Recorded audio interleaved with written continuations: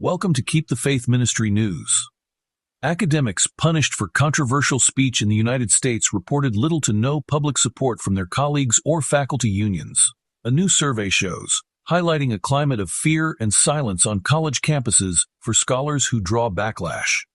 A nationwide survey sponsored by the nonpartisan advocacy organization Foundation for Individual Rights and Expression, FIRE, found that nearly all respondents described the personal toll of being targeted for protected expression as negative, with many citing serious emotional and professional consequences. Researchers note that the study was conducted before the shooting of conservative activist Charlie Kirk while he was speaking on a Utah University campus in September. Cancellation campaigns are often wrapped in the language of preventing emotional harm, said FIRE's manager of polling and analytics, Nathan Honeycutt.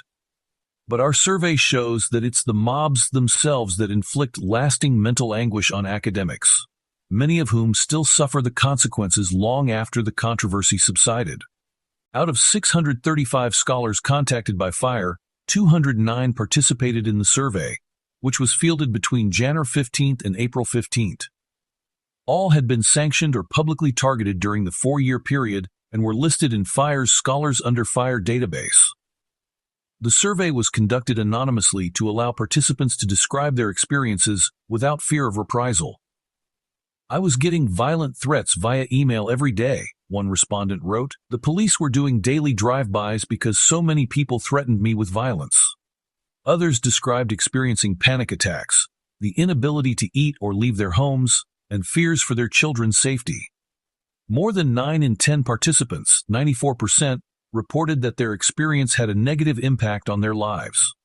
65% reported emotional distress, 47% lost professional relationships, 40% were shunned at work, and 33% lost friendships. Roughly 1 in 5 lost their jobs entirely, while 27% sought psychological counseling.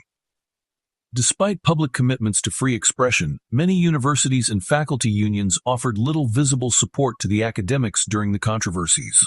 Only 21% of scholars said their faculty union provided even a moderate level of public backing, and just 11% received support from administrators. The data also revealed a divide between private and public gestures of solidarity.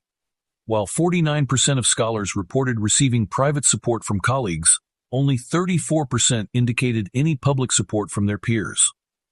One professor described public silence from fellow faculty members as the most painful part of the experience. Honeycutt said the findings align with larger concerns about the chilling effects of censorship in academia.